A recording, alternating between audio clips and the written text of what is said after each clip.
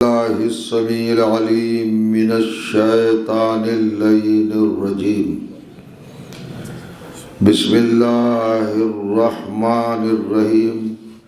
الحمد لله والصلاة على أهلها لا سيما على سيدنا ومولانا أبي القاسم محمد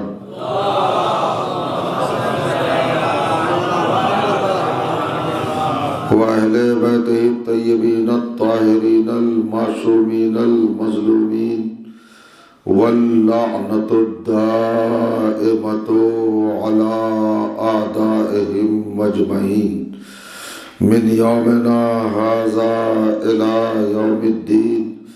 أما بعد فقد قال سبحانه وتعالى بسم الله الرحمن الرحيم والتين والزيتون وطور سينين وهذا البلد الأمين لقد خلقنا الإنسان في أحسن تقويم. صلوات.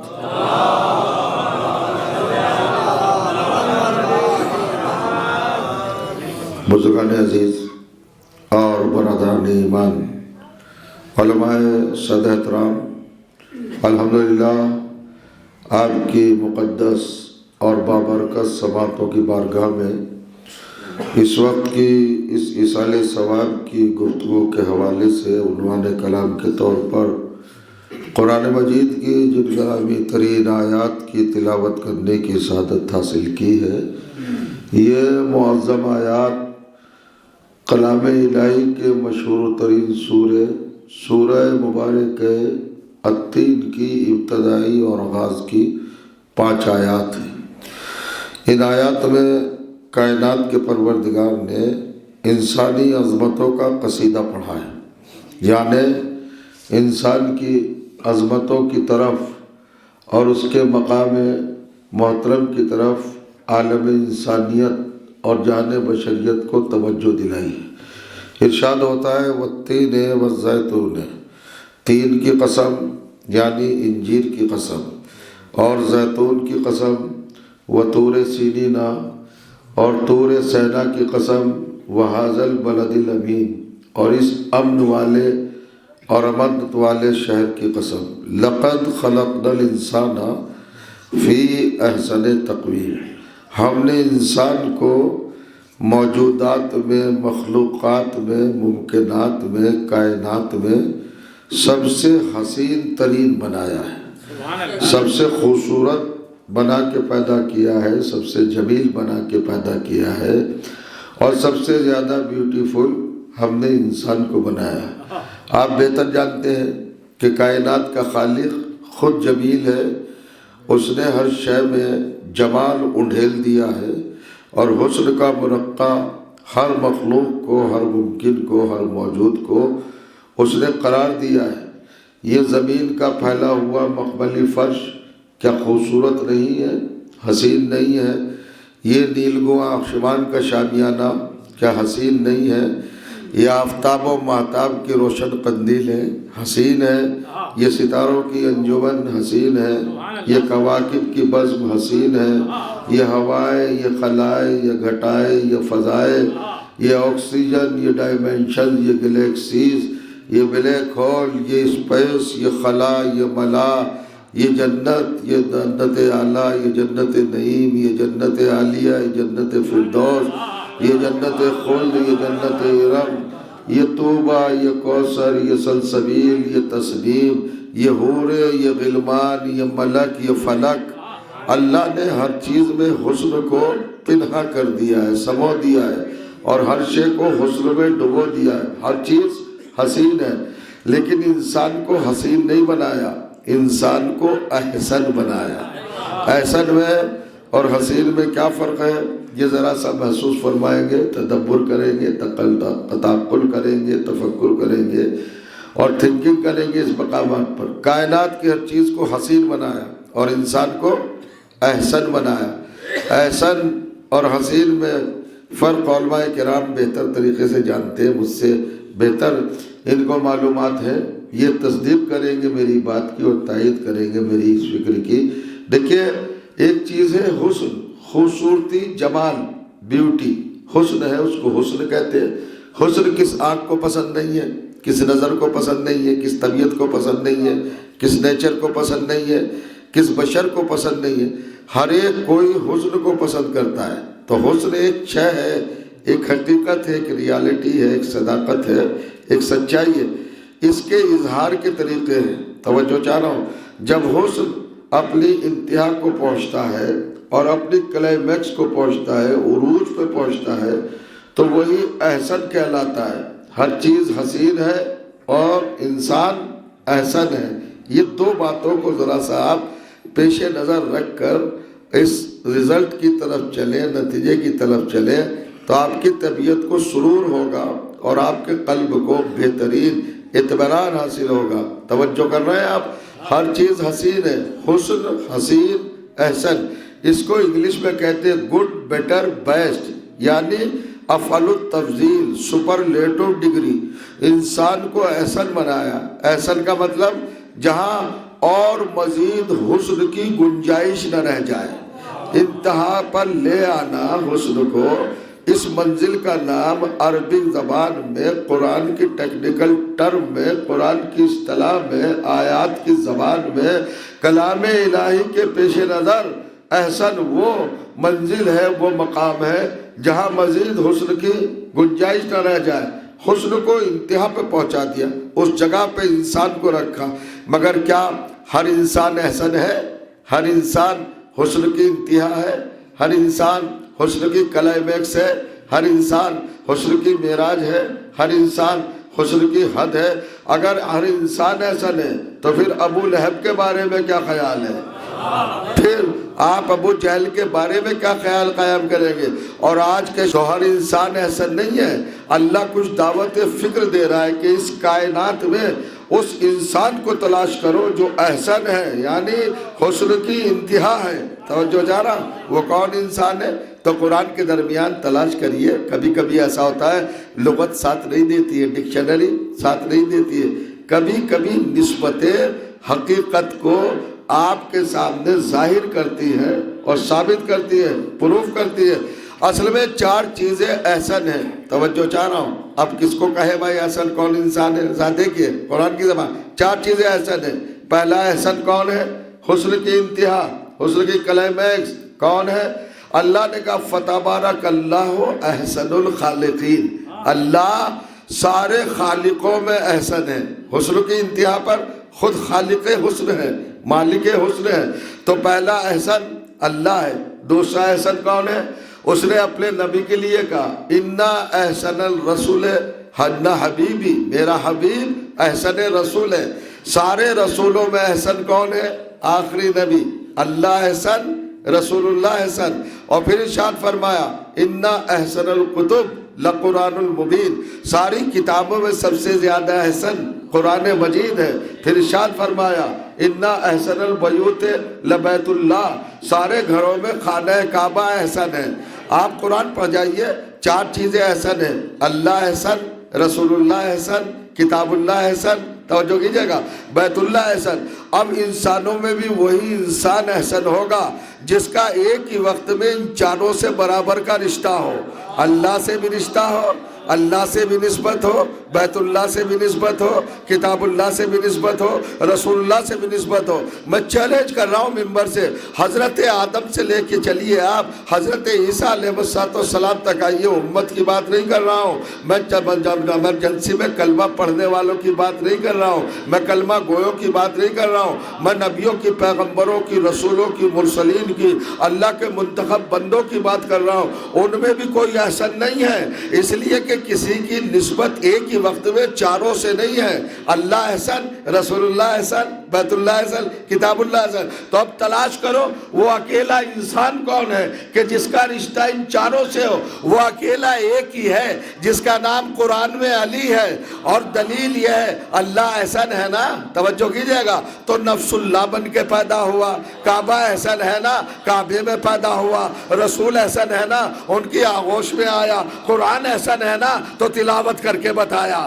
علی اکیلے، سلوات پڑھے محمد و آل محمد پر، علی احسن ہے۔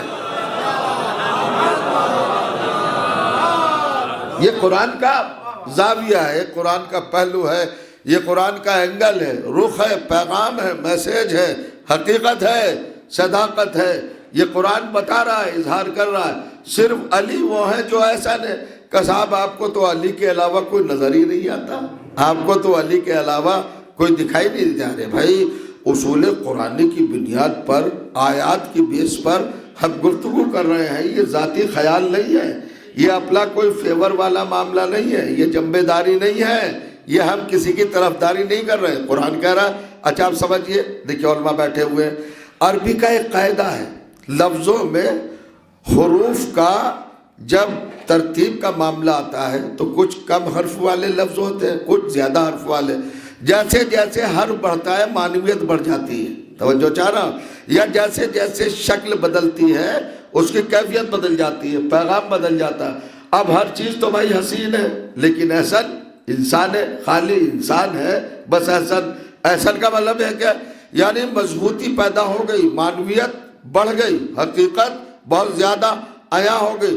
سورج حسین ہے، انسان احسن ہے۔ اب احسن وہی انسان ہوگا جو سورج سے زیادہ طاقتور ہو، توجہ چاہ رہا ہوں، بڑا فرمائے۔ اب وہی انسان احسن ہوگا جو سورج سے زیادہ قوت رکھتا ہو، چونکہ معنویت بڑھی ہے نا، احسن سپرلیٹیو ڈگری ہے بھائی۔ حسین تو سورج ہے تو اب احسن انسان ہے۔ ہر انسان احسن نہیں ہے، وہ جو سورج سے زیادہ طاقتور ہو وہی احسن ہوگا۔ چاند حسین ہے، انسان احسن ہے، اب وہی انسان احسن ہوگا جو چاند سے زیادہ طاقتور ہو۔ ستارہ حسین ہے، انسان احسن ہے، اب وہی انسان احسن ہوگا جو ستارے سے طاقتور ہو۔ پہاڑ حسین ہے، انسان احسن ہے، اب وہی انسان احسن ہوگا جو پہاڑ سے زیادہ طاقتور ہو۔ سمندر حسین ہے مگر انسان احسن ہے، اب وہی انسان احسن ہوگا جو سمندر سے زیادہ طاقتور ہو۔ زمانے میں چراغ لے کے چلے جاؤ، بتاؤ کسی خاندان میں ہے کوئی فرد ایسی جو سورج سے زیادہ طاقتور ہو، جو چاند سے زیادہ طاقتور ہو، جو ستارے سے زیادہ طاقتور ہو، جو پہاڑوں سے زیادہ طاقتور ہو، جو سمندر سے زیادہ طاقتور ہو؟ ایک ہی گھرانہ ہے، اس گھرانے کا نام ہے ابو طالب کا گھرانہ۔ ابو طالب کا بھتیجا محمد ہے، تو اس نے چاند کے 2 ٹکڑے کر کے بتایا کہ میں چاند سے زیادہ طاقتور ہوں۔ بیٹے نے سورج پلٹا کے بتایا میں سورج سے زیادہ طاقتور ہوں۔ بہو نے ستارہ اتار کے بتایا میں ستارے سے طاقتور ہوں۔ پوتوں نے میدان مباہلہ میں نصارے نجران سے کہلا کے بتایا کہ ہم ایسے چہرے دیکھ رہے ہیں اگر اشارہ کر دے تو پہاڑ اپنی جگہ چھوڑ دے، اور آخر رہ گیا آنے والا، وہ آ کے سمندر پہ مسلح بچھا کے بتائے گا کہ سمندر سے زیادہ طاقتور ہو۔ صلوات پڑھ دے محمد و آل محمد پر۔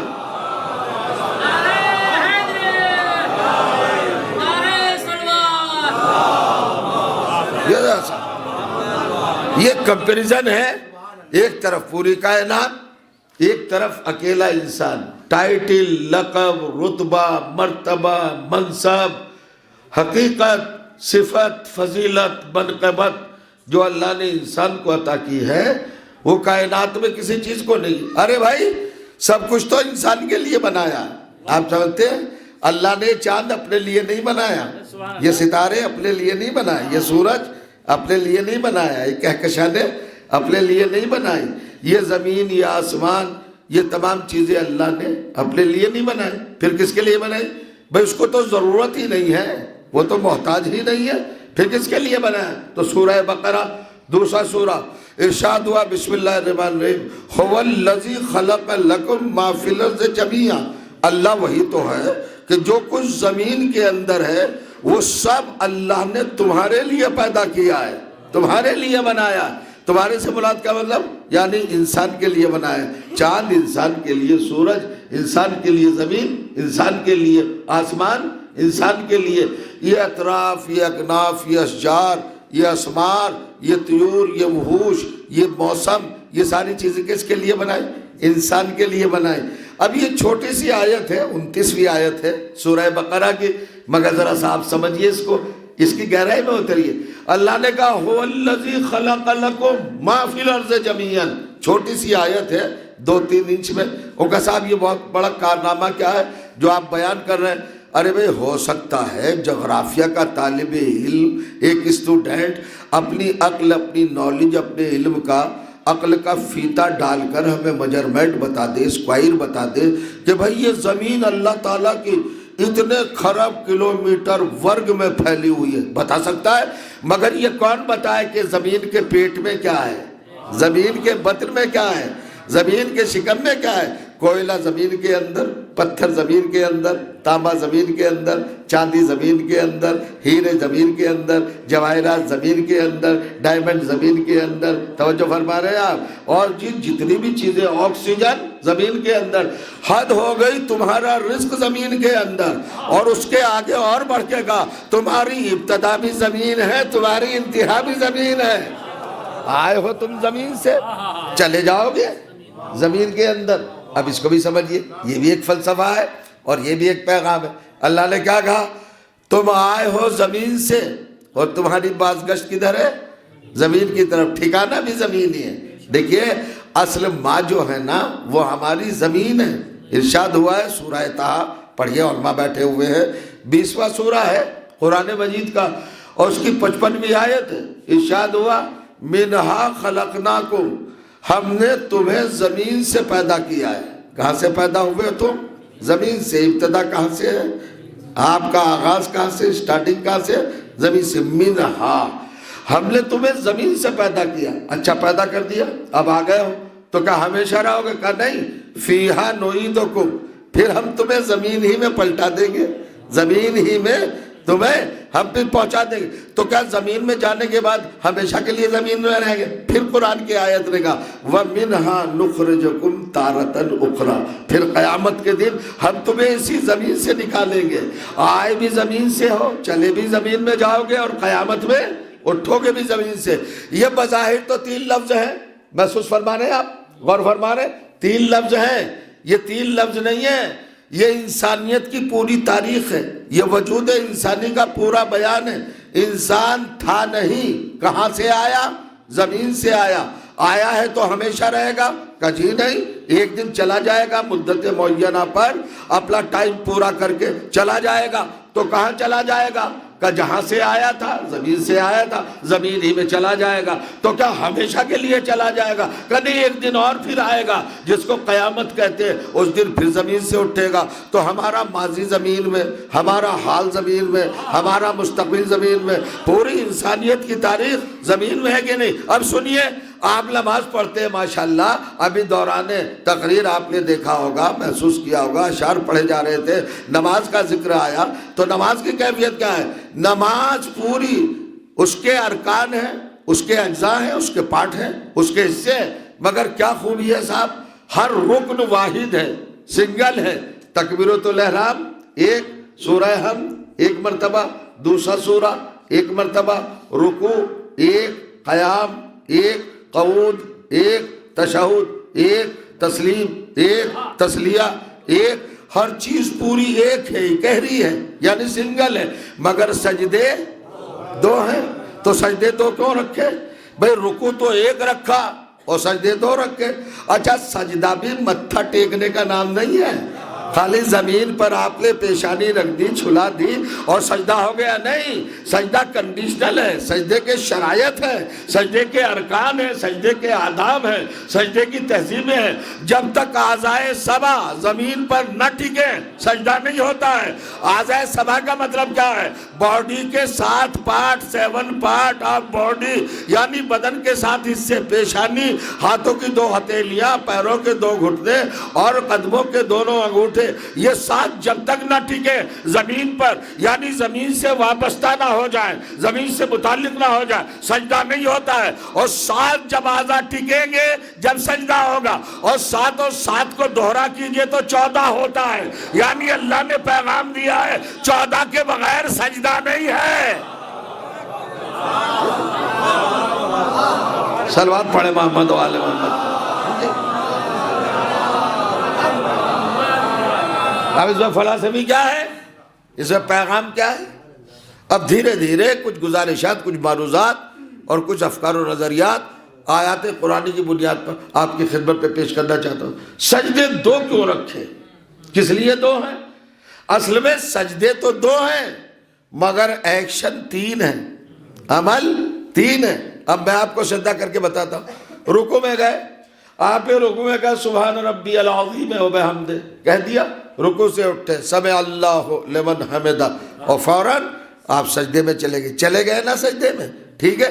آپ نے کہا سبحان ربی العلیٰ و بحمدہ، اور پھر سجدے سے آپ اٹھے، ایک ایکشن۔ سجدے سے اٹھے، ایک ایکشن۔ پھر آپ نے کہا استغفر اللہ ربی واتوب الیہ، اللہ اکبر، پھر سجدے میں چلے گئے، 2 ایکشن۔ پھر آپ نے سبحان ربی العلیٰ و بحمدہ کہا، پھر اٹھے سجدے سے، اللہ اکبر، 3 ایکشن۔ سجدے 2 ہیں اور ایکشن 3 ہے۔ کیوں ہے بھائی 2 سجدوں میں 3 ایکشن کیوں ہیں؟ 2 سجدوں میں 3 عمل کیوں ہیں؟ یہ تکرار کیوں ہیں؟ ذرا سمجھئے۔ اب ملائیے، یہ سیکنڈ کا معاملہ نہیں ہے، یہ منٹوں کا معاملہ نہیں ہے، یہ انسان کے وجود کی پوری تاریخ ہے جو اللہ نے 2 سجدوں میں رکھ دی۔ اب آیت کو پڑھیے، میں پھر پڑھ رہا ہوں، آپ کو زحمت دے رہا ہوں، برداشت کیجئے گا۔ اللہ نے کیا کہا؟ منہا خلقناکم، ہم نے تمہیں زمین سے پیدا کیا۔ کیسے پیدا کیا؟ زمین سے پیدا کیا، یعنی تم زمین سے اٹھائے گئے ہو۔ تو ہم نے پہلے سجدے میں سر رکھ کے اعتراف کیا، اعلان کیا، ہاں پروردگار تو نے زمین ہی سے بنایا ہے۔ پھر اللہ نے کہا ہم تمہیں پھر زمین ہی میں بھیج دیں گے۔ ہم نے دوسرے سجدے میں سر رکھ کے پھر کہا کہ ہم زمین ہی میں آ جائیں گے۔ اللہ نے کہا پھر تمہیں ہم اس سے اٹھا لیں گے۔ پھر ہم نے تیسرا سجدہ سر اٹھا کے کہا، تیسری مرتبہ ہاں اللہ تو ہمیں اسی زمین سے اٹھائے گا۔ تو ہمارا ماضی بھی سجدے میں ہے، ہمارا حال بھی سجدے میں ہے، ہمارا مستقبل بھی سجدے میں ہے۔ سجدوں کو مذاق نہ سمجھو، تمہارا پورا وجود سجدوں میں ہے۔ توجہ جانا، سجدوں میں تمہارا پورا وجود ہے، تمہاری ہستی ہے، تمہاری حقیقت ہے، تمہاری صداقت ہے، تمہاری حیثیت ہے، تمہاری اوقات ہے، سجدے کے اندر ہے۔ آئے زمین سے جاؤ گے زمین میں، پھر زمین سے اٹھو گے تو 3 ہی ایکشن ہوئے نا، 3 ہی رد عمل ہوئے نا، یہی سجدے میں بتایا گیا۔ اب بھئی رسول کی حدیث سنیے، پیغمبر نے فرمایا جو جس زمین سے بنے گا اسی زمین کی طرف مائل ہوگا، اسی زمین سے محبت کرے گا۔ کلو شیء یرجع الی اصل، ہر چیز اپنی اصل کی طرف پلٹتی ہے۔ تو جو ایسی زمین سے بنے گا ویسی زمین کی طرف پلٹے گا۔ اب ہمیں نہیں پتا بھیا مسلمان کس زمین سے بنا ہے، یہودی کس زمین سے بنا ہے، عیسائی کس زمین سے بنا ہے، دیوبندی کس زمین سے بنا ہے، بریلوی کس زمین سے بنا ہے، سناتنی کس زمین سے بنا ہے، سکھ کس زمین سے بنا ہے۔ اس میں کسی کے لیے بری بات تھوڑی ہے، ہم تو بتانا چاہتے ہیں کہ ہم کس زمین سے بنے ہیں۔ رسول نے کہا ہے نا کہ جو جس زمین سے بنا ہوگا اسی کی طرف جھکے گا۔ طلب کرو فقہ جعفریہ کو کہ فقہ جعفریہ نے تمہیں سلیقہ دیا ہے کہ اپنے مسلوں کو کبھی خاک کربلا سے محروم نہ رکھنا، خاک شفا کی سجدگاہ رکھ کے سجدہ کرنا، تاکہ زمانے کو اعلان کر سکو کہ ہم کربلا سے بنے ہیں، کربلا میں جائیں گے، کربلا سے اٹھائے جائیں گے۔ ہماری تخلیق بھی کربلا سے،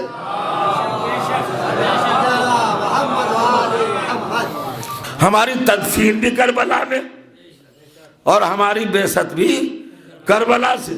اور کربلائی جب ہو جاتا ہے نا انسان، پھر اس سے دنیا لڑنے لگتی ہے، دنیا کانپنے لگتی ہے۔ جو اپنے اندر کربلا کو اتار لیتا ہے نا وہی تو خواب نہیں بنتا ہے۔ جو کریں گے آپ، وہی تو لاریانی بنتا ہے، وہی تو سلیمانی بنتا ہے، اور جو کریں گے آپ وہی تو مرتضی مطہری بنتا ہے، وہی تو باہنر بنتا ہے، وہی تو بہشتی بنتا ہے۔ یہ سب کربلا سے بنے ہوئے ہیں۔ تو جو جانا، اور کربلا بقا کا نام ہے، فنا کا نام نہیں ہے۔ کربلا مٹائے سے مٹ نہیں سکتی ہے۔ آپ توجہ کریں اور فکر کریں۔ اب صاحب یہ خاک شفا کی کربلا، خاک شفا کی سجدہ گاہ، اس پہ آپ سجدہ کیوں کرتے ہیں؟ کس لیے سجدہ کرتے ہیں؟ کیا قرآن اس بات کی اجازت دیتا ہے کہ سجدہ کیا جائے؟ تو جانے دیے بھائی، ایک آیت پڑھے دیتا ہوں قرآن کی، آپ بھی ذرا سا محسوس کر لیں گے۔ میں کوئی سخت تو نہیں ہو رہا ہوں نا؟ آ رہی ہے نا بات؟ بہت آسانی کے ساتھ سمجھ میں آسانی کے ساتھ پڑھ بھی رہا ہوں، کوئی جوش میں نہیں ہوں، بہت دھیرے دھیرے آپ تک پیغام پہنچانا چاہتا ہوں۔ کیا یہ جو آپ سجدگاہ رکھتے ہیں، کیا یہ شرک ہے؟ کیا یہ غلط ہے؟ کیا یہ خلاف اسلام ہے، خلاف دین ہے، خلاف عقل ہے، خلاف قرآن ہے؟ کہ نہیں بھائی، اس کا تو آپ ذرا ثبوت دیجئے۔ لوگوں کو اعتراض ہے کہ خاک شفا کیوں رکھتے ہو، کربلا کی مٹی سے ٹکیا بنا کر، سجدگاہ بنا کر سجدہ کیوں کرتے ہو؟ آپ کو کیا پتا کہ یہ ضمانت قبولیت سجدہ ہے؟ کون جانے؟ اللہ اس سجدے کو رد نہیں کرتا جو خاک شفا پہ ہو جائے۔ کم اگر قرآن سے ثابت کیجئے صاحب کہ کیا اس کے لیے کوئی دلائل ملتی ہے، کوئی اشارہ ملتا ہے قرآن میں؟ ارے آئیے چلیے پھر سورہ بقرہ، دوسرا سورہ قرآن مجید کا، آیت نمبر 127 ارشاد ہوا وَاتَّخِذُوا مِن مَقَامِ ابراہیم مُصَلَّى۔ اللہ نے ایک قانون بنایا جس کو شریعت نے اپنایا۔ دیکھیں بڑا اہم رخ ہے یہ پہلو، اس اینگل کو نظر انداز نہ کیجیے گا خدا کے لیے۔ اللہ نے کہا وَاتَّخِذُوا مِن مَقَامِ ابراہیم مُصَلَّى۔ حضرت ابراہیم علیہ السلام نے جس پتھر پر کھڑے ہو کر خانہ کعبہ کی تعمیر کی تھی، اس پتھر کو اپنے سجدوں کی جگہ بناؤ، اس پتھر پر سجدہ کرو، یعنی نشان قدم ابراہیم پر سجدہ کرو، جہاں وہ نشان ہے وہ سجدہ کرو۔ متخذوا من مقام ابراہیم مصلی۔ دیکھیے گا حضور کیا بات ہے، مصلی کہتے ہیں صلاۃ کی جگہ کو، نماز پڑھنے کی جگہ کو۔ وہاں پر 2 رکعت نماز ہوتی ہے، 4 سجدے ہیں، تو نقش قدم ابراہیم پر اللہ نے سجدہ کرایا ہے، پتھر پر سجدہ کرایا ہے، اور چھوٹا پتھر نہیں ہے، بڑا پتھر اب تو اوپر کر دیا گیا ہے، لیکن مقام تو اس کا بھی ہے، وہاں پر سجدہ ہوتا ہے۔ اس کا مطلب یہ کہ قرآن نے آپ کو اشارہ دیا ہے حضرت ابراہیم کے نقش قدم پر سجدہ کیوں ہے؟ کہ صاحب انہوں نے کعبہ بنایا، کعبے کو تعمیر کیا، اللہ کا گھر بنایا، تو اللہ نے ان کے قدموں کے نشان کو یہ عزت دی، یہ توقیر دی، یہ تعظیم دی، یہ تکریم دی کہ دنیا کا کوئی حاجی ایسا نہیں ہے، حج ہوگا ہی نہیں اگر مقام ابراہیم پر 4 سجدے نہ کرے، ان کے نشان قدم پر اگر اپنی پیشانی نہ رکھے۔ تو پوچھنا چاہتا ہوں نشان قدم ابراہیم پر کیوں سجدہ ہے بھائی؟ کیا کسی اور نبی کے نشان قدم نہیں ابھرے تھے اس دنیا میں، اس زمین پر؟ کسی اور نبی کے نشان قدم پہ کیوں سجدہ نہیں؟ توجہ کیجئے گا، یہ بھی ایک بحث کا موضوع ہے۔ حضرت ابراہیم ہی چلے ہیں، معصوم کا ایک معجزہ یہ بھی ہے کہ وہ جب ریت پہ چلتا ہے تو نشان نہیں بنتا، اور جب پتھر پہ چلتا ہے تو نشان ابھر جاتا ہے۔ پتھر پر کھڑے ہو کر کعبہ بنا رہے ہیں تو نشان قدم پتھر پہ ابھرا ہے۔ اللہ نے قانون کیا بنایا؟ قرآن میں لکھا ہوا ہے، 127ویں آیت سورہ بقرہ کی، سن لیجئے، پتھر پر سجدہ کرو، پتھر پر سجدہ۔ میں پوچھنا چاہتا ہوں کیا جناب آدم زمین پر نہیں چلے؟ ان کے نشان قدم نہیں ہے، ان پہ سجدہ کیوں نہیں؟ جناب نوح زمین پہ نہیں چلے، ان کے نشان قدم نہیں ہے؟ میں پوچھنا چاہ رہا ہوں، بتائیے، جواب دیجئے، کیا حضرت موسیٰ زمین پر نہیں چلے؟ ان کے نشان قدم پر سجدہ کیوں نہیں؟ کیا حضرت عیسیٰ زمین پر نہیں چلے؟ ان کے نشان قدم نہیں برے؟ تو اس نشان قدم پر سجدہ کیوں نہیں؟ یہ حضرت ابراہیمی کے لیے کیوں خاصیت ہے؟ توجہ چاہ رہا ہوں کہ صاحب ان کا پسینہ محنت کرتے وقت بدن سے نکل کر اس پتھر پہ گرا، اور اس پتھر نے اس پسینے کو جذب کر لیا اپنے اندر۔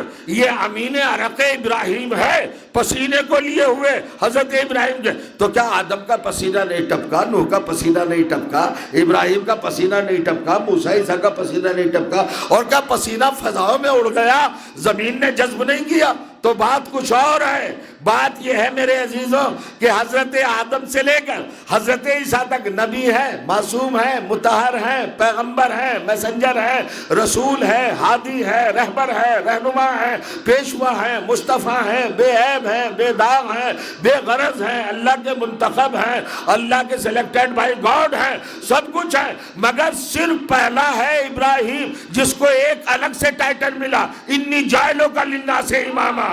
ابراہیم ہم نے تمہیں لوگوں کا امام بنایا.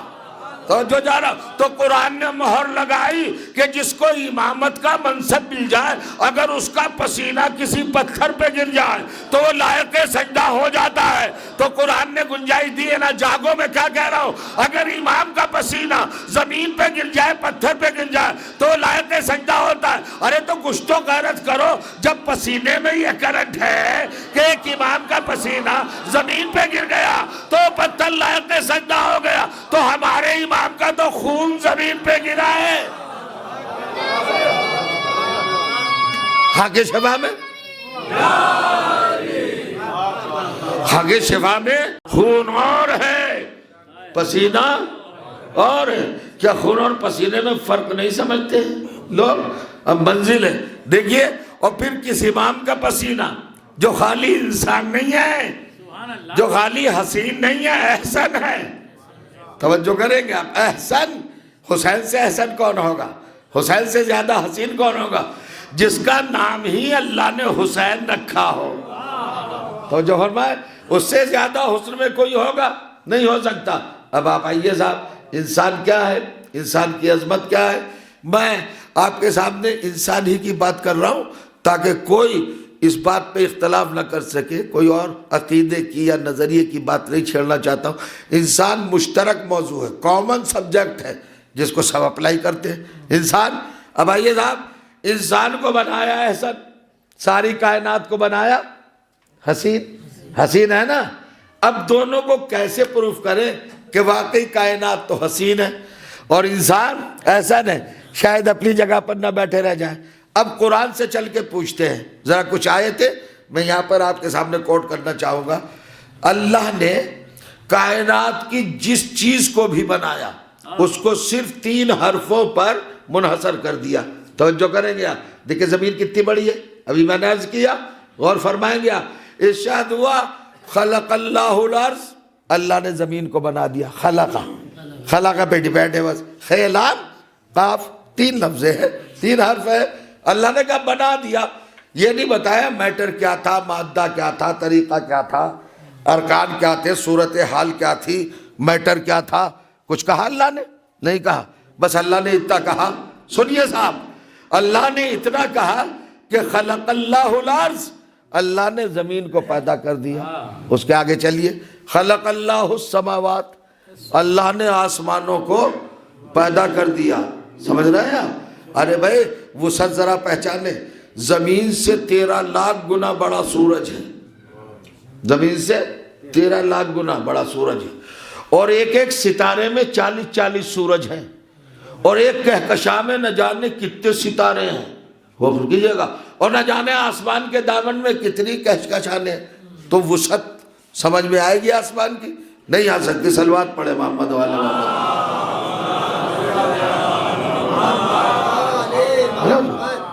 آپ بہت گہرائی میں سوچ رہے ہیں, شاید سوچنے کی بات ہے, اچھی بات ہے. سن رہے ہیں آپ؟ آسمان کتنا وسیع ہوگا, کیپیسٹی کوئی بتا سکتا ہے آسمان کی کتنا وسیع ہوگا؟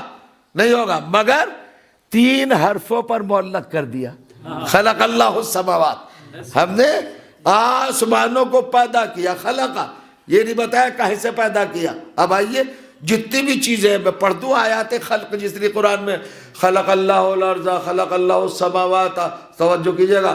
خلق اللہ الشمس, خلق اللہ القمر, خلق اللہ النجوم, خلق اللہ الوحوش, خلق اللہ الجبال, خلق اللہ اللیل, خلق اللہ النہار, خلق اللہ البحار, خلق اللہ الضیاء, خلق اللہ نور, خلق اللہ الظلمات. توجہ کر رہے ہیں آپ؟ خلق اللہ الفضا, خلق اللہ ہوا. ہر چیز کے خلقہ. جاگیے, مجلس ہے یہ, کوئی ایسی ویسی گفتگو نہیں ہے. کچھ لے کے اٹھیے گا. ہر چیز کے ساتھ کیا لگا ہے, ہر چیز کا مقدر کیا ہے محسن صاحب؟ یہ ہے نا خلقہ, پیدا کر دیا, کریٹ, پیدا کر دیا, وجود دے دیا, شہود دے دیا, نمود دے دیا, ظہور دے دیا, ہستی دے دی. بس ہر ایک چیز کو کہا خلقہ. چونکہ جتنی حسین چیزیں تھیں ان کا مقدر بنایا خلقہ. یہ نہیں کہا کہاں سے پیدا کیا, نہیں بتایا. لیکن جب انسان کی تخلیق پہ آیا تو سورہ 7 38واں سورہ 76ویں آیت, یہ شیطان کو دربار میں حاضر کیا اور کہا قالا یا ابلیس ہو ما منعک لما تسجد لما خلقت بیدی، اے ابلیس تجھے اس کے سامنے سجدہ کرنے سے کس نے روکا جس انسان کو میں نے اپنے دونوں ہاتھوں سے بنایا۔ میں سمجھتا ہوں کہ آپ تک پہنچ گیا ہوں گا، آپ تک میری گزارش کا کچھ نہ کچھ حصہ تو پہنچ سکا ہوگا۔ اب سمجھے ہر چیز کے لیے کیا ہے؟ خلق اللہ، خلق خلق خلق، اور جب انسان پہ آیا تو کیا کہا؟ خلق تو بیدیہ، میں نے انسان کو اپنے دونوں ہاتھوں سے بنایا۔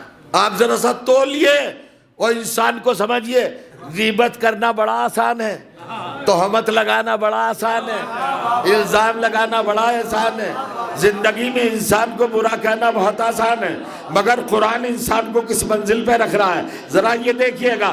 ساری کائنات کو کہا خلقہ، سورج بنانے میں ہاتھ نہیں لگائے اللہ نے، زمین بنانے میں ہاتھ نہیں لگائے، آسمان بنانے میں ہاتھ نہیں لگائے۔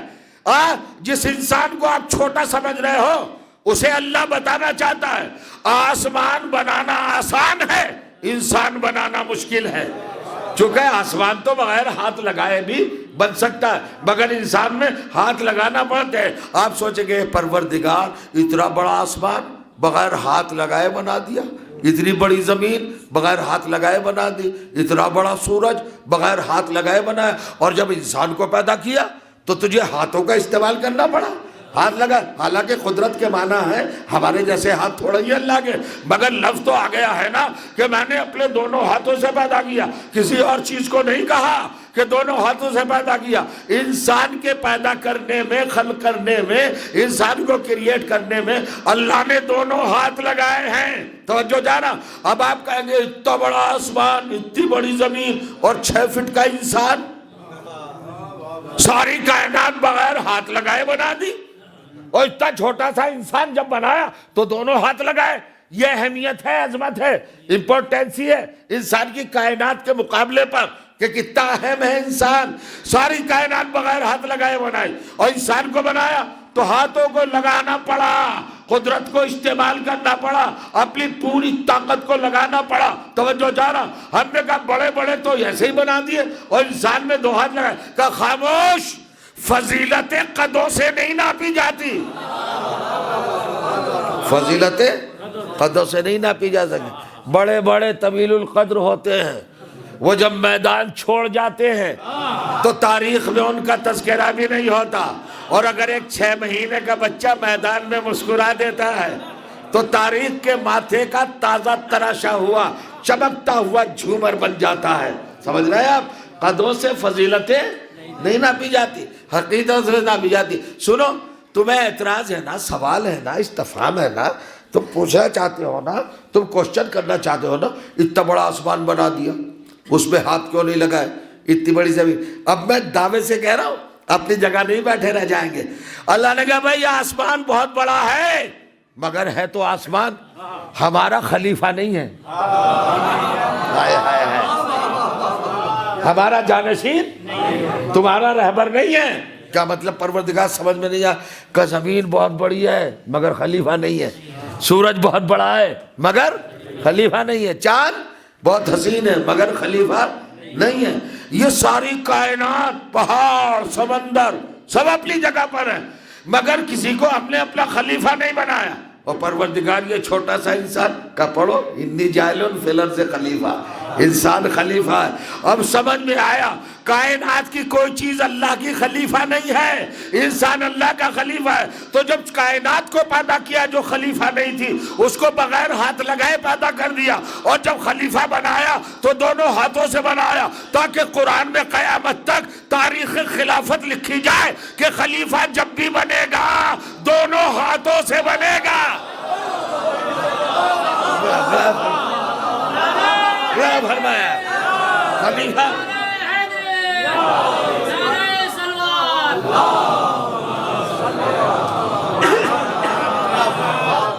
خلیفہ جب بھی بنے گا دونوں ہاتھوں سے بنے گا، چاہے صحن جنت میں بنے یا میدان غدیر میں بنے۔ سلوات پڑھو۔ دے محمد و آل محمد پر. سبحان اللہ. یہ منزل ہے حضور.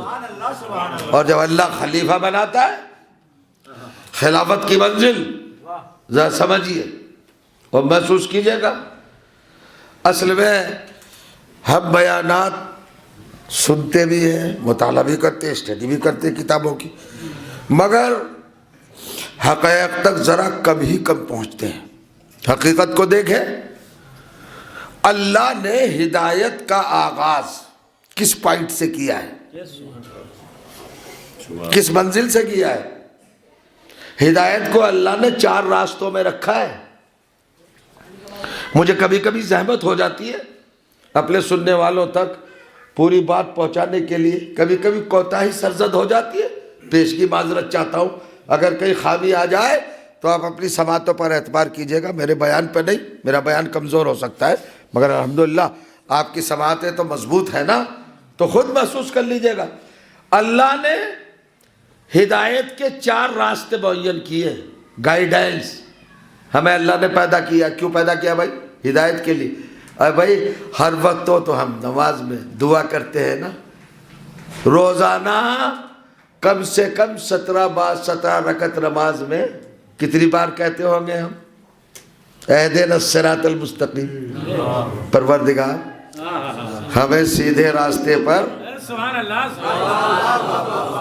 ہدایت کے ساتھ قائم رکھ. حالانکہ اور بھی ترجمے ہیں. دوسرے لوگ کہتے ہیں ہمیں سیدھا راستہ دکھا، سیدھا راستہ صراط مستقیم دکھا. یہ مسلمان کہاں کہہ رہا ہے بھائی؟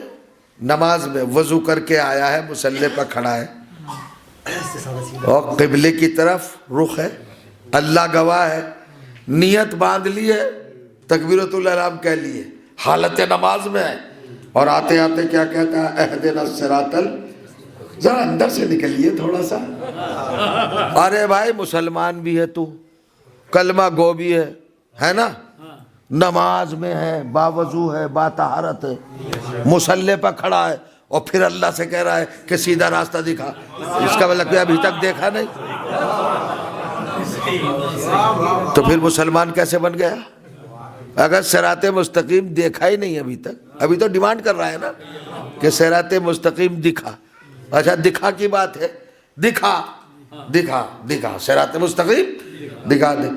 تو میں کہنا یہ چاہتا ہوں کہ جب تو نماز کی حالت میں کہہ رہا ہے کہ صراط مستقیم دکھا، تو اگر دیکھ چکا ہوتا تو کیوں کہتا؟ ابھی محروم صراط مستقیم ہے نا، تبھی تو طلب کر رہا ہے نا کہ دکھا دے. ابھی دیکھا نہیں ہے میں نے، تو طے کرو کہ نماز صراط مستقیم نہیں ہے. اگر نماز صراط مستقیم ہوتی تو نماز میں تو خود موجود ہے. کلمہ صراط مستقیم نہیں ہے، اس لیے کلمہ تو پڑھ چکا، اس کے بعد بھی کہہ رہا ہے صراط مستقیم دکھا. اچھا اس اللہ سے کہہ رہا ہے جو رحمان و رحیم ہے، اتنا کریم ہے وہ کہ خود کہتا ہے ادعونی استجب لکم، مجھ سے دعا مانگو فوراً پوری کروں گا. اور ہم تو 1400 سال سے سنتے آ رہے ہیں کہ مسلمان بیچارہ برابر کہہ رہا ہے سیدھا راستہ دکھا، سیدھا راستہ دکھا، اور آج تک نہیں دیکھا. باپ دادا کہتے کہتے مر گئے، اور آج کا موجودہ انسان بھی کہتے کہتے مر جائے گا. یعنی مرنے مر جاتا ہے، صراط مستقیم نہیں دیکھ پاتا. تو اس کا مطلب کہ اللہ نے اپنا وعدہ پورا نہیں کیا. دیکھو تو کیسی جگہ پہ دعا کر رہا ہے بیچارہ مسلمان. اے پروردگار سن لے اس غریب کی، اس کی دل کی آرزو کو آپ پروردگار عالم بحال کر دے، دے دے اس کو، عطا کر دے. صراط مستقیم تجھ سے مانگ رہا ہے، اور تیرا تو یہ کہنا ہے کہ مجھ سے دعا مانگو. یہ علماء کرام بیٹھے ہیں، امر ہے، جواب امر ہے، جہاں پر فاصلہ نہیں، جہاں دعا کرے گا وہیں پوری کروں گا. تو اللہ کہہ رہا ہے دعا کرو میں پوری کروں گا. اس کا مطلب یہ کہ اگر دعا پوری نہیں کی تو اللہ کا وعدہ نہیں ہوا، پورا ہوا. اور اگر دعا پوری ہو گئی تو غفلت میں کون ہے؟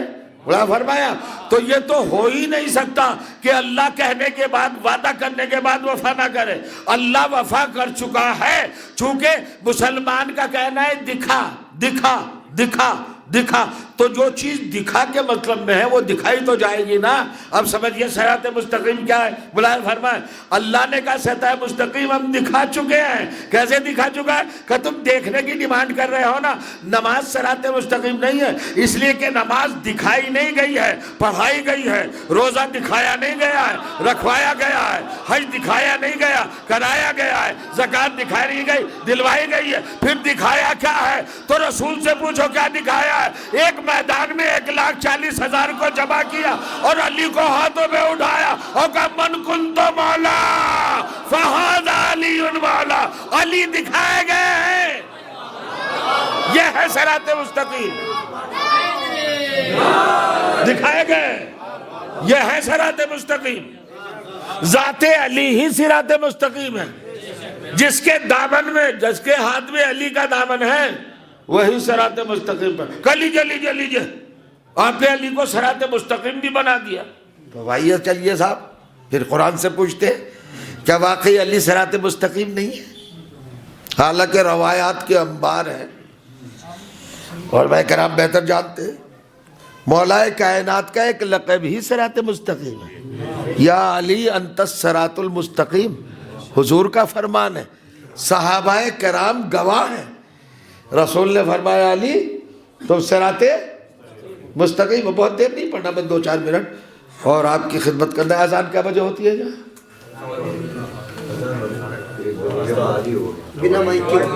اچھا صلوات پڑھے محمد والے بچہ 2 منٹ۔ علی صراط مستقیم ہے، کیسے ہے صاحب؟ اب یہ تو پرابلم نہیں ہے، آپ نے شاید سنجیدگی سے نہ لیا ہو کہ یہ حیرت کی بات نہیں ہے کہ ہم ماشاءاللہ مسلمان بھی ہیں، نمازی بھی ہیں، روزے دار بھی ہیں، حج بھی کرائے اور پھر کہہ رہے ہیں صراط مستقیم دکھا۔ تو یہ کیسا حج ہے بھیا جو بغیر صراط مستقیم کے ہو گیا؟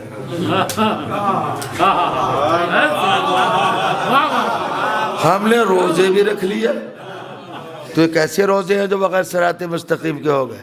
دیکھا آپ نے علی کو چھوڑنے کا کتنا بڑا نقصان ہے۔ کیا فرمایا؟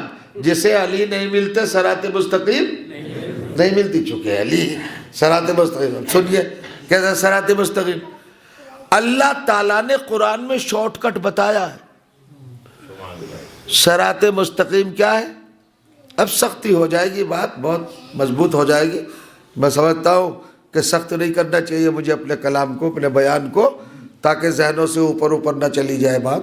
بس یہاں پر آئیے، اہدنا الصراط المستقیم کہاں ہے بھائی؟ آج تک 1400 برس میں نہیں ملا۔ قدرت مسکرا کے کہہ رہی ہے ہم نے تو تمہیں شارٹ کٹ بتا دیا۔ قرآن مجید میں ایک سورہ ہے جسے قلب قرآن کہتے ہیں، دل قرآن، عزت قرآن، آبرو قرآن، زینت قرآن، رونق قرآن، عروس قرآن۔ جانتے ہو سورہ کون سا ہے؟ 36واں سورہ، سورہ مبارکہ یاسین۔ یہ آغاز ہوتا ہے بسم اللہ الرحمن الرحیم، یاسین اے سید و سردار، اے سید و سردار، یا حرف ندا، سین اس میں گرامی ہے، حضرت ختمی مرتبہ، اے سید و سردار۔ رسالت میں آپ کے 10,000 نام ہیں اور 10,000 تو کم کہہ گیا، حضرت کے کم سے کم 18,000 نام ہیں۔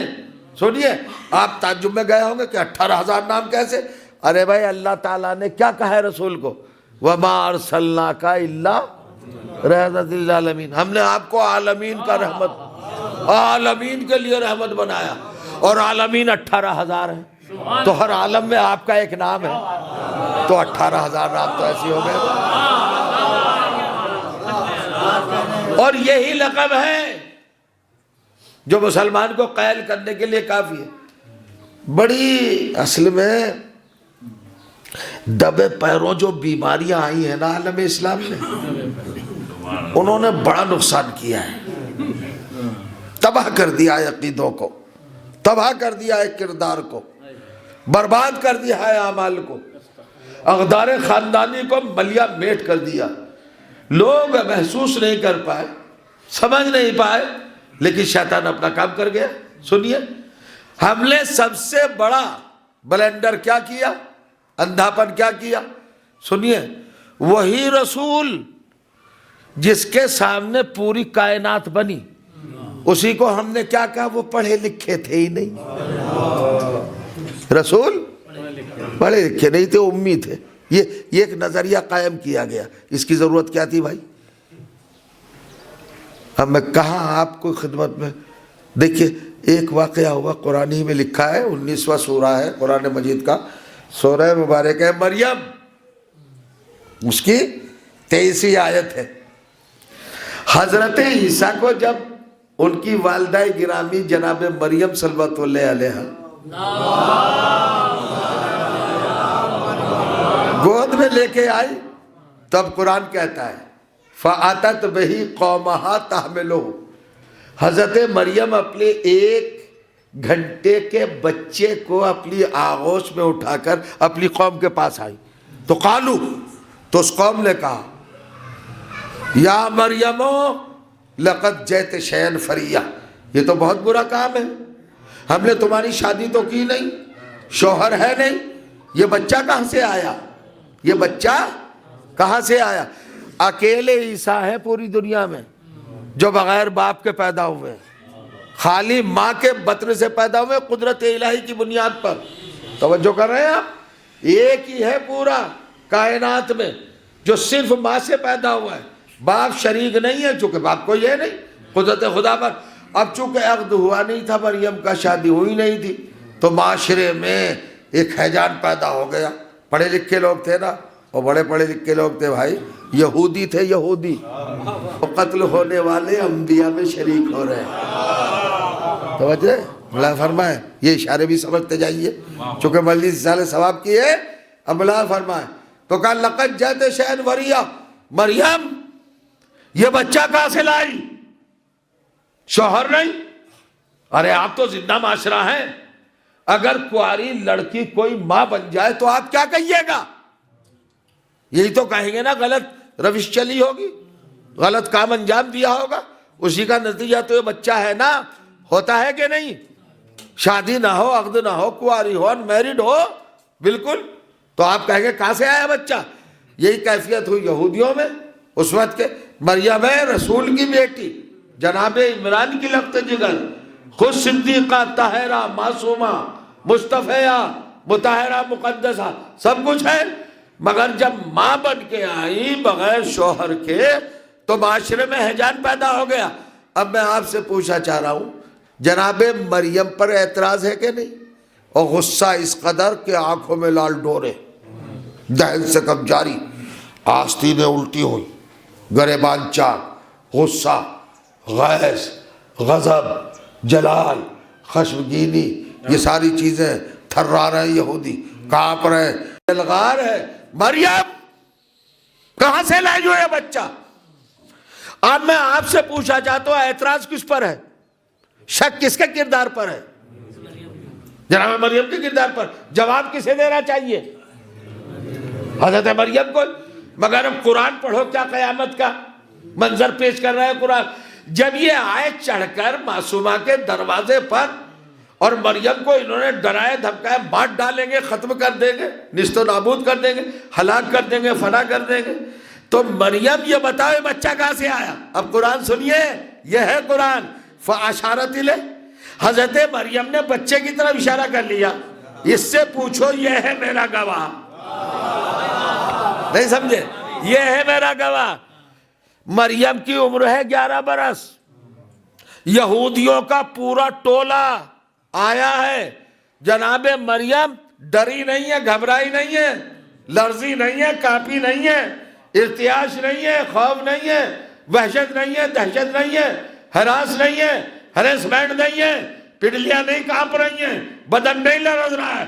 ایک مرتبہ مریم نے جواب مردی کے ساتھ جواب دیا، اس سے پوچھو، یعنی یہودیوں سے ڈری نہیں ہے۔ بلا فرمائیے گا، آج ہم سے دنیا پوچھ رہی ہے کہ ایران قرآن نے 1400 سال پہلے جواب دے دیا تھا، یہ بتاؤ مریم تو عورت ذات ہے، یہودیوں سے کیوں نہیں ڈری؟ کہ ان کا ایک بیٹا معصوم تھا، اس لیے نہیں ڈری۔ تو جسے ایک معصوم مل جائے، جب وہ عورت ہو کر یہودیوں سے نہیں ڈرتی، تو جن کے ہاتھوں میں 14 معصوموں کا دامن ہو، وہ یہودیوں سے کیوں ڈریں گے؟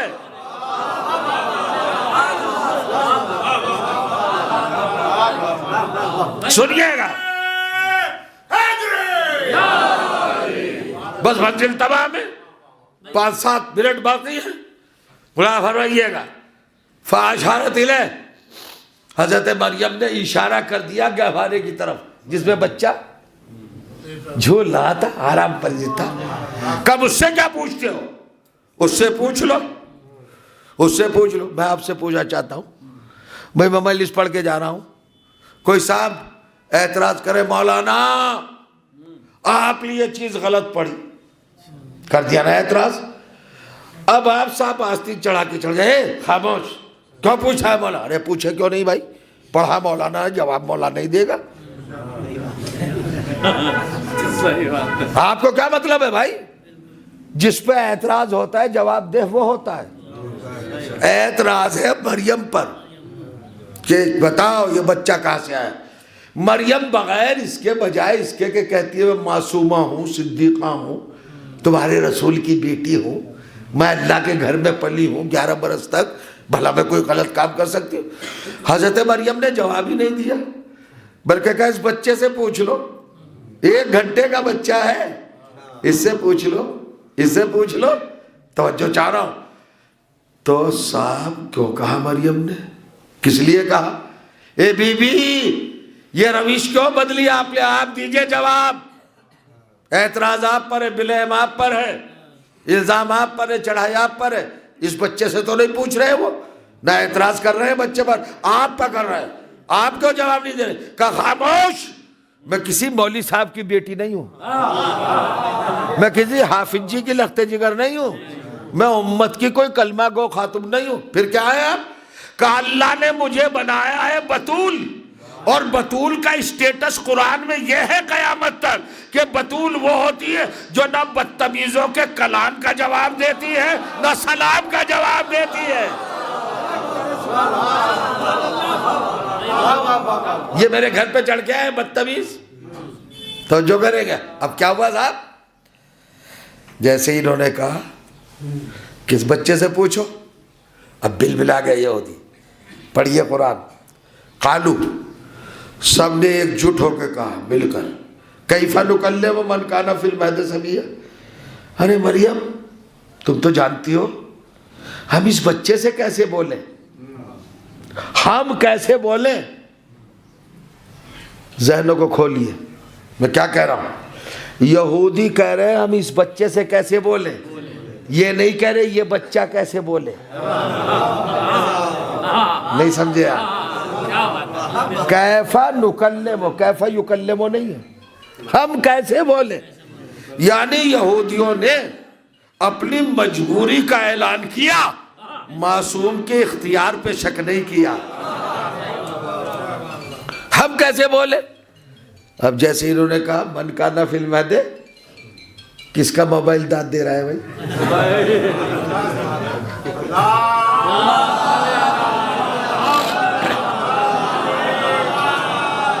تو 5-7 منٹ باقی ہے۔ کیفا نکلم من کان فی المہد صبیا۔ اب یہ قرآن کے الفاظ ہیں بھائی، ان کو ذرا سا سنبھال کے رکھنا چاہیے۔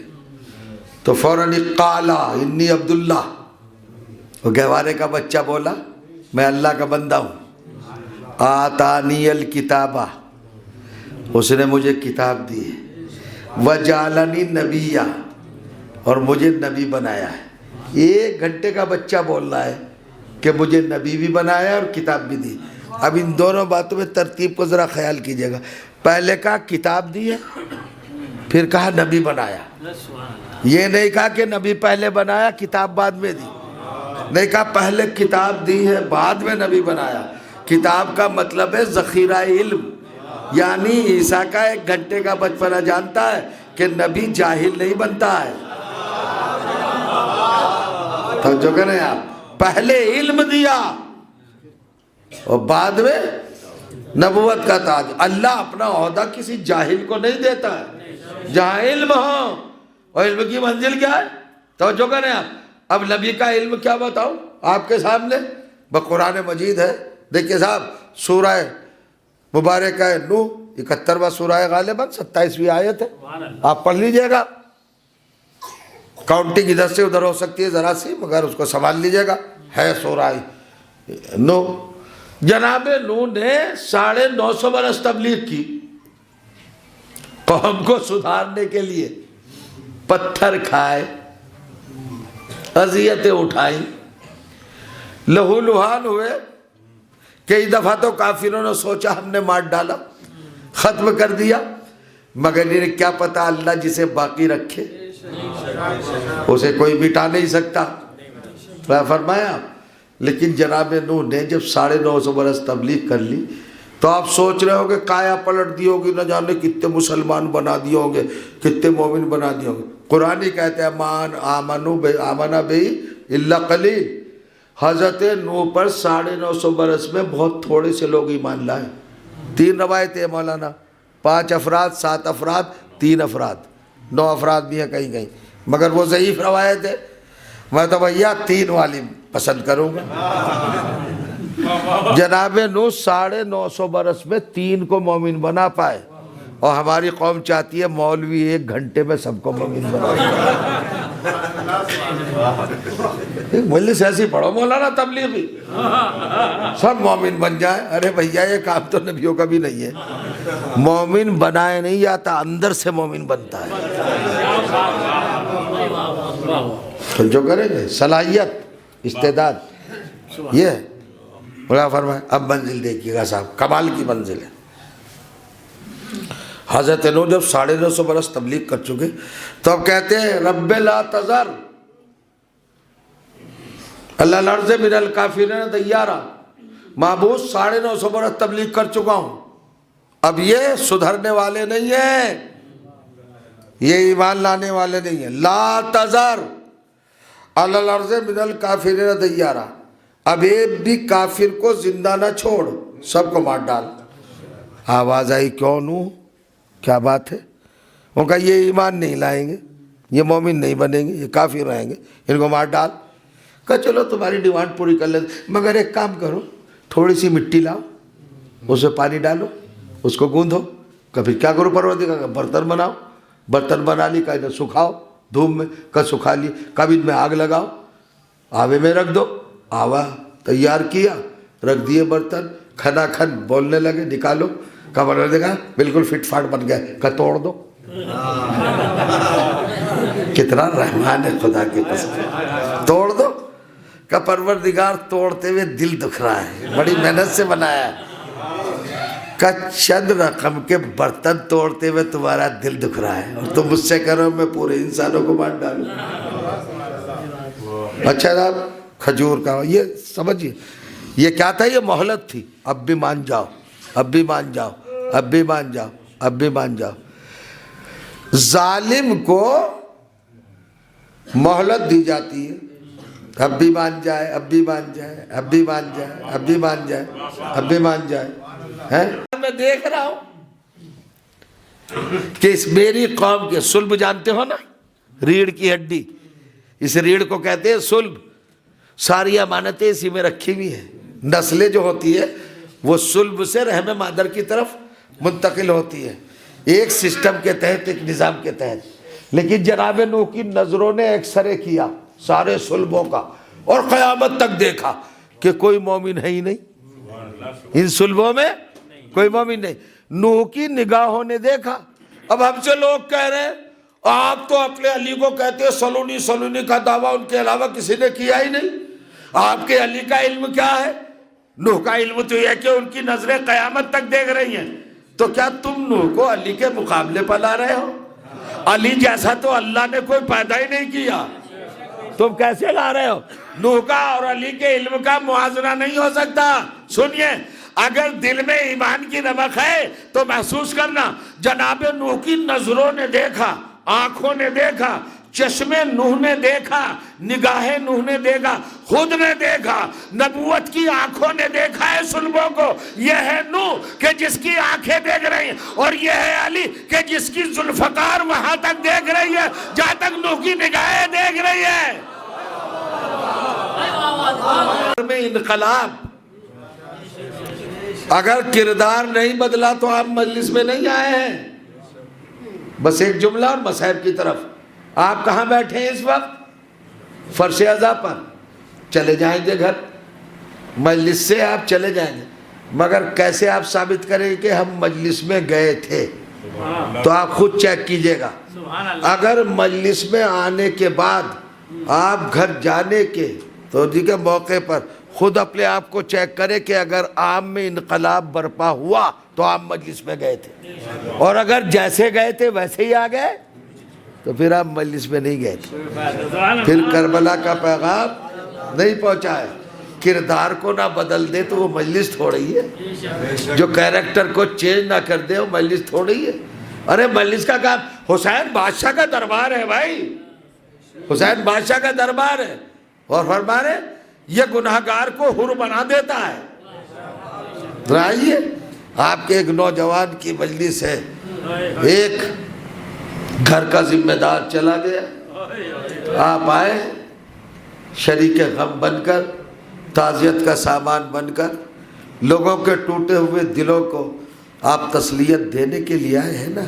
آئے ہیں. ایک چہیتا چلا گیا، ایک غم گسار چلا گیا، بچوں کے سر سے ان کا باپ کا سایہ اٹھ گیا، زوجہ کے سر سے وہ شوہر کی شکل میں جو آسمان تھا وہ الگ ہو گیا.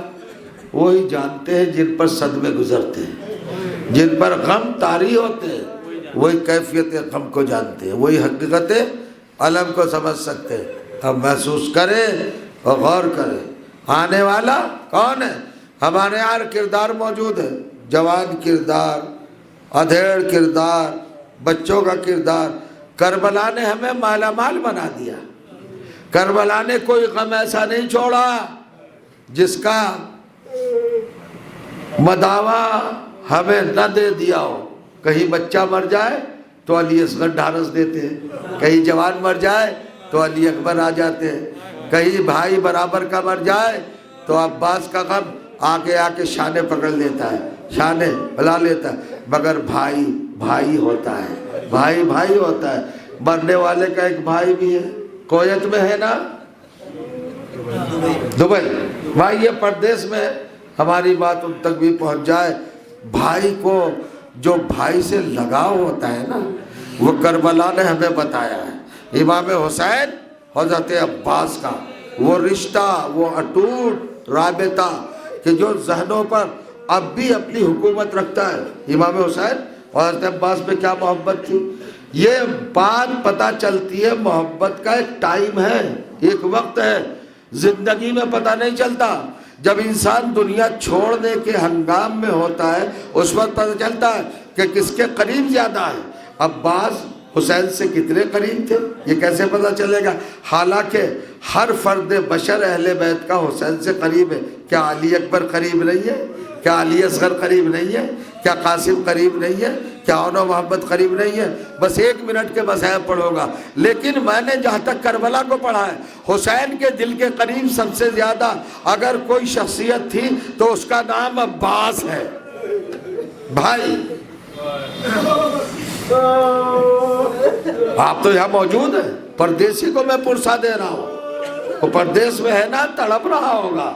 آپ تو تھے موجود، آ گئے ہیں مجلس میں، وہ وہاں اپنے آلام و غم میں مبتلا ہوگا. تو یہاں سے میں تسلیت کا پیغام آپ کے حوالے سے بھیج رہا ہوں. مجلس بھی لائف ہے، شاید وہ سن رہے ہوں گے تو میں انہی کو کہتا ہوں بھائی کیا ہوتا ہے.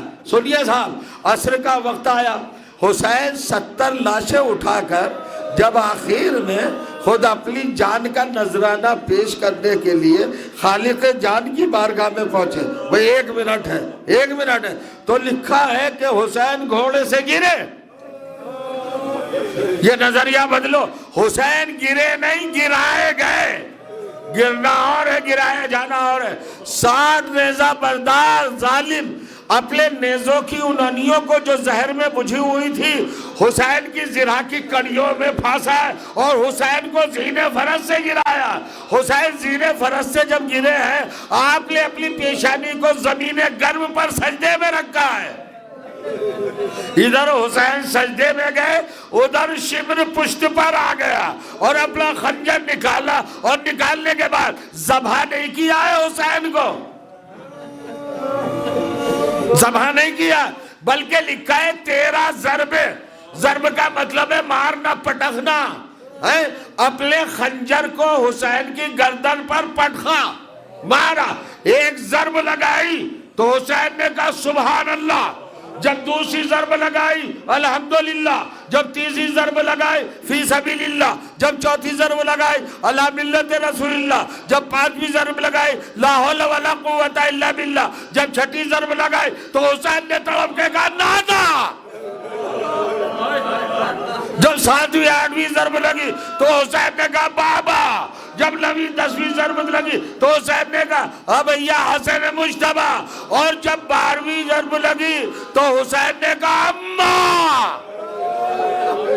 ارے چکیاں پیس کر آپ نے مجھے پالا تھا.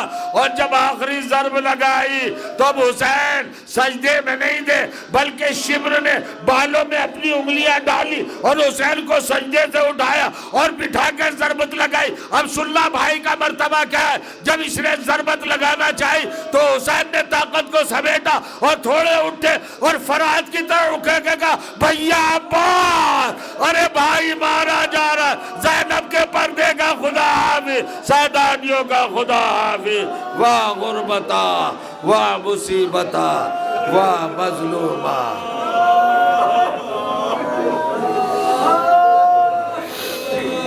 الا لعنت اللہ وعلی القوم الظالمین. ربنا تقبل منا انک انت السمیع العلیم. الہی بحق الزہرا